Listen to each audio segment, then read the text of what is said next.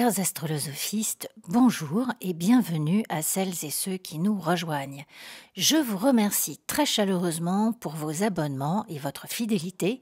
Nous sommes à présent plus de 2000 astrolosophistes et je vous réserve une surprise de remerciements à la fin de cette chronique. Aujourd'hui, nous allons voir ensemble ce que la pleine lune du 9 février nous réserve.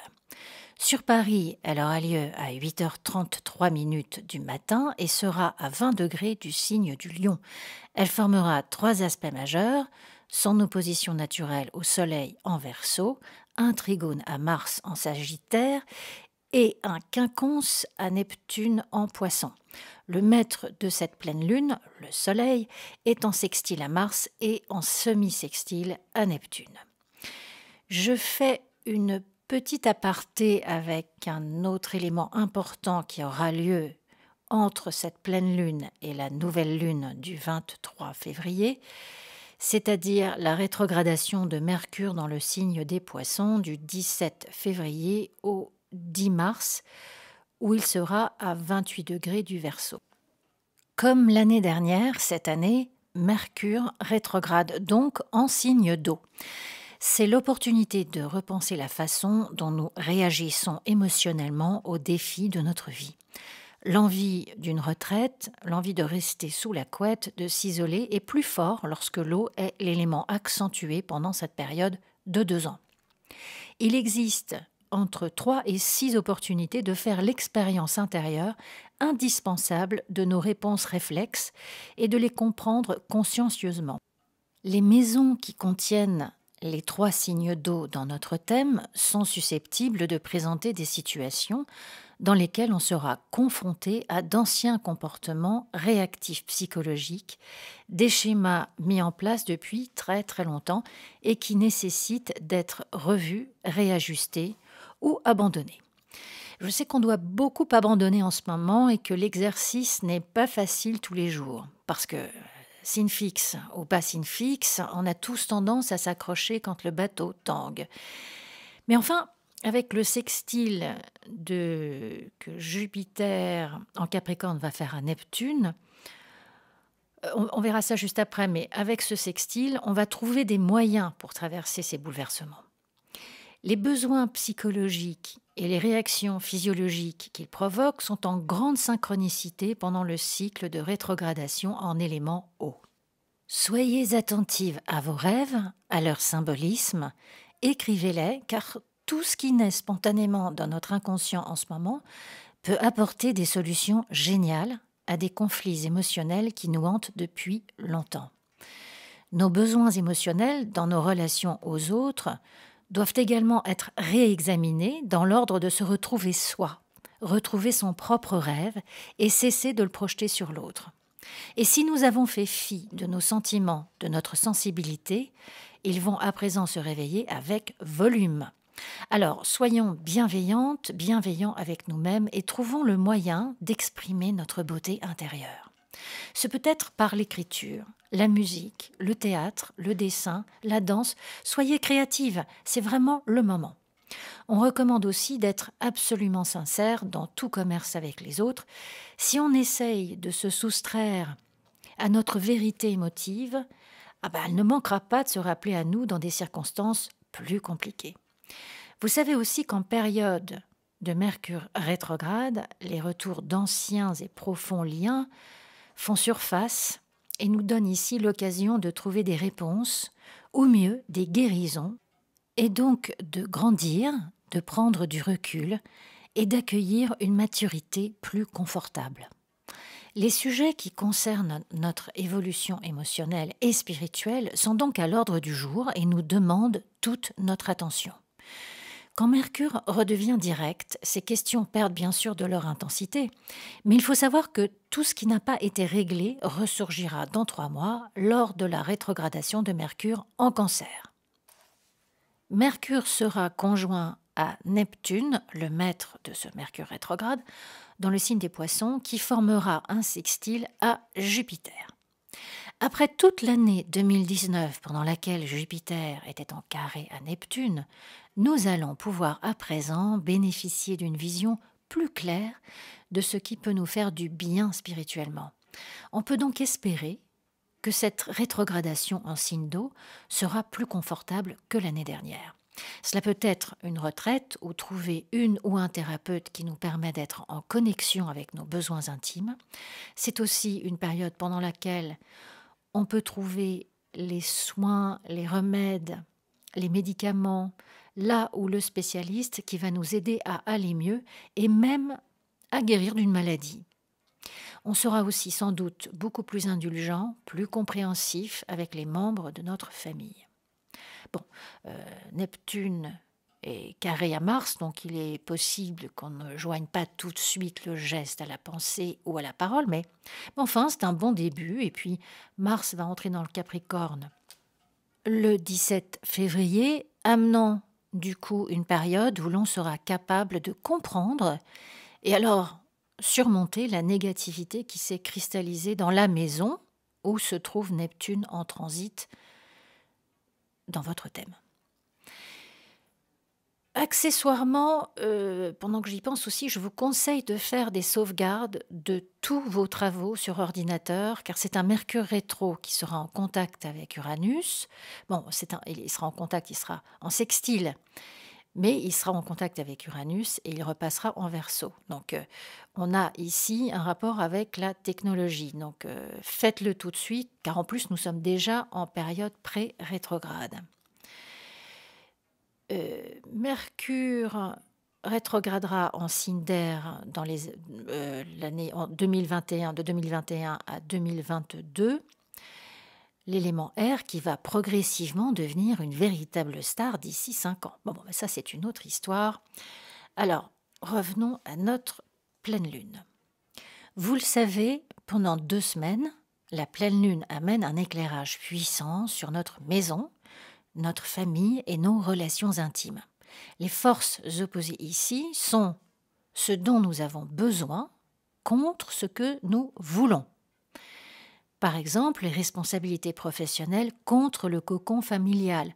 Un parent qui voudrait rester en famille avec ses enfants, mais qui doit aller travailler dans l'ordre de nourrir ses enfants.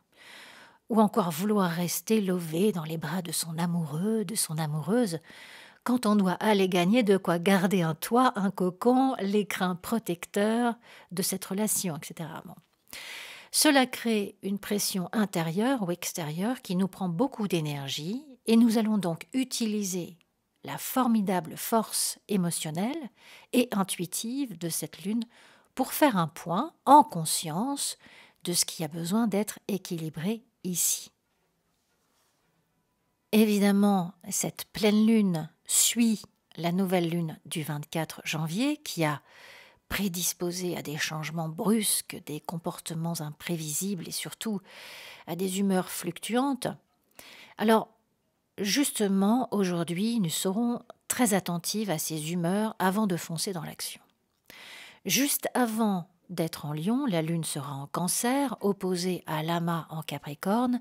Il n'est donc pas déraisonnable de s'attendre à une actualité familiale émouvante, mais qui sera protégée par le trigone à Neptune en Poisson.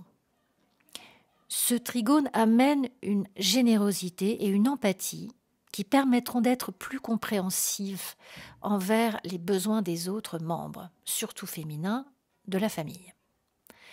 La pleine lune en Lion nous amène le courage et les initiatives nécessaires pour y faire face de toute façon. On saura intuitivement ce que l'on veut et comment faire en sorte de l'avoir. C'est une bonne pleine lune pour agir instinctivement. Il ne faut pas craindre de se montrer sincère car ça sera fait avec tact et respect. Même celles et ceux qui sont de nature plus timides ou réservés vont exprimer leurs désirs pendant cette période. Le petit bémol que je vois là, c'est le quinconce de la pleine lune à Neptune qui fait un carré à Mars et qui peut donc surexciter notre sensibilité émotionnelle, induire des émotions contradictoires au point de paniquer si une relation intime devient trop intense. La lune noire, Chiron et Vénus, dans les premiers degrés du Bélier, Vénus qui elle est carrée à Mars, on va sur la carte, nous disent quoi? Elles nous disent qu'il est possible que nous ressentions quelques angoisses au sujet de notre individualité pendant cette pleine lune, qu'il y ait un questionnement interne à ce sujet, que l'on se sente peut-être un peu menacé, encore une fois, par une réunion, un événement familial. Il semble cependant que ce soit davantage une situation que l'on redoute par anticipation que véritablement menaçante. De toute façon, vous aurez l'énergie mentale. Vous aurez accès à une confiance intérieure, alors n'allez pas encombrer la route en montant le volume des prédictions sinistres. Vous aurez la force avec vous, comme dirait l'autre. Alors, alimentez cette force de vos ressources créatives. Pour éviter les tensions et les crises, c'est bien de s'organiser un équilibre au quotidien avant la pleine lune. Un équilibre en conscience, une bonne alimentation et puis surtout d'être vigilant avec l'alcool et les autres stupéfiants qui ne font jamais bon ménage avec un Neptune qui est quinconce, carré, opposé. N'hésitez pas non plus à rendre visite à vos amis. Mars est en trigone à Uranus et il y a là de bons conseils ou appuis qui nous attendent. Oui, je voulais dire aussi que dans quelques jours, le 4 février pour être précise, Saturne entre dans sa période d'ombre, shadow zone, comme on dit en anglais. C'est la période pré-rétrogradation. Donc le 4 février, Saturne est à 25 degrés 20 minutes du Capricorne. Et c'est-à-dire que lorsque Saturne passera en mode rétrograde le 11 mai à 1 degré 27 minutes du signe du Verseau, elle va redescendre jusqu'au 25e degré 20 minutes du Capricorne le 29 septembre, où là, elle repassera en mode direct. Alors, qu'est-ce que ça veut dire? Ça veut dire que pendant 11 mois, Saturne n'évoluera que sur 7 degrés. Du 25e degré du Capricorne à 2 degrés du Verseau. On va donc regarder dans sa carte du ciel si l'on a des planètes, des angles, les nœuds lunaires, voire la lune noire aussi dans cet orbe. Donc, du tout dernier décan d'un signe cardinal, le Bélier, le Cancer, la Balance, le Capricorne, ou au tout début d'un signe fixe, Taureau, Lion, Scorpion, Verseau, vous allez vraiment sentir cette vibration. Alors, cela peut se manifester avec des responsabilités professionnelles, familiales supplémentaires, des délais, des obstacles personnifiés par une hiérarchie qui est obsolète, qui a fait son temps, et vous rongez votre frein pour passer la 4e. On peut être circonscrit à une situation géographique qui nous oppresse, des obligations administratives qui n'en finissent pas, etc. Ou, si vous avez travaillé dans le sens de Saturne, cela peut correspondre à un avancement très concret, très significatif de vos projets, et même la récompense attendue de tous vos efforts. Il y a quelques jours, je regardais sur Netflix le documentaire sur Taylor Swift, qui s'appelle Miss Americana, je crois, où on la voit évoluer de son enfance à aujourd'hui. C'est très intéressant parce qu'elle a un stellium en Capricorne entre la maison 12 et la maison 1. Elle vient de vivre son premier retour de Saturne et c'est aujourd'hui, en prenant les responsabilités de qui elle est profondément et les valeurs qu'elle défend, que Taylor Swift dit se sentir enfin libre d'être elle-même. C'est vrai que de passer de la petite fille polie, jolie, blanche, chrétienne, crypto-conservatrice à une militante féministe anti-Trump, ça lui a demandé quand même un certain courage. Dans tous les cas, il y a une prise saturnienne d'indépendance.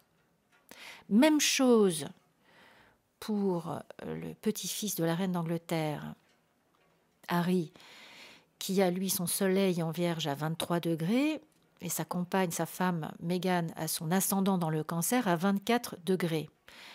Ils bénéficient tous les deux de la conjonction Saturne-Pluton à 22-23 degrés du Capricorne.